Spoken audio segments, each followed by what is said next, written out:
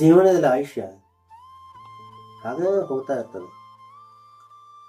5 ವರ್ಷ ಶಿಶು ಅವಸ್ಥೆಯಲ್ಲಿ ಹೋಯಿತು, 20 ವರ್ಷ ಕಲಿಯುವುದರಲ್ಲಿ ಹೋಯ್ತು, 20 ವರ್ಷ ದುಡಿಯುವುದರಲ್ಲಿ ಹೋಯ್ತು, 20 ವರ್ಷ ಪ್ರಮೋಷನ್ ಆಗಿ ಹಿರಿಯರಾಗಿ ಆಯಾ ಕ್ಷೇತ್ರದಲ್ಲಿ ನೀವು ಯಾವ ಕ್ಷೇತ್ರದಲ್ಲಿ ಬೆಳೆದು ಬಂದಿರ್ತಿಲ್ಲ, ಯಾವ ಕ್ಷೇತ್ರದಲ್ಲಿ ಕಲಿತು ದುಡಿದು ಬಂದಿರ್ತಿಲ್ಲ, ಆ ಕ್ಷೇತ್ರದಲ್ಲಿ ನೀವು ಹಿರಿಯನಾಗಿ ಆ ಕ್ಷೇತ್ರದ ವ್ಯವಸ್ಥೆಯನ್ನು ನೋಡ್ಕುವಂಥ ಜವಾಬ್ದಾರಿ ನಿಮ್ಮದಿರ್ತದೆ, ಎಲ್ಲರದ್ದು ಇರ್ತದೆ. ಹೀಗೆ ಆಮೇಲೆ ರಿಟೈರ್ಡ್ ಆದಮೇಲೆ ಮನೆಯವರು ಇರಂದ್ರೆ ಇರಬೇಕಾಗ್ತದ, ಹೋಗಂದ್ರೆ ಹೊರಗೆ ಹೋಗ್ಬೇಕಾಗ್ತದೆ. ಮನೆಯವರು ಹೊರಗೆ ಹೋಗು ಅನ್ನಬಾರ್ದಂದ್ರೆ ಮನೆಯವರಿಗೆ ಒಳ್ಳೆಯ ಸಂಸ್ಕಾರವನ್ನು ನೀಡಬೇಕಾಗ್ತದೆ ಮೊದಲು.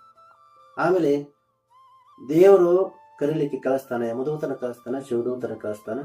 ಆದ್ರೆ ನಮ್ಮ ಕಡೆ ಯಮದೂತನ ಕಳಿಸಬಾರ್ದಂದ್ರೆ ನಾವು ಒಳ್ಳೆಯ ಸಂಸ್ಕಾರಯುತವಾಗಿ ನಮ್ಮ ಬದುಕಿನಲ್ಲಿ ನಾವು ಬದುಕಬೇಕಾಗ್ತದೆ. ಅವಾಗ ಶಿವದೂತರನ್ನು ನಮ್ಮ ಕಡೆ ಕಳಿಸ್ತಾನೆ, ಯಮದೂತರು ಕಳಿಸಂಗಿಲ್ಲ. ಅದಕ್ಕಾಗಿ ನಾವು ಇಹಪರದಲ್ಲಿ ಸುಖವನ್ನು ಪಡಿಬೇಕಾದ್ರೆ ಮೊದಲು ನಾವು ಒಳ್ಳೆಯ ಸಂಸ್ಕಾರಯುತವಾಗಿ ಬದುಕಬೇಕು ನೋಡ್ರಿ.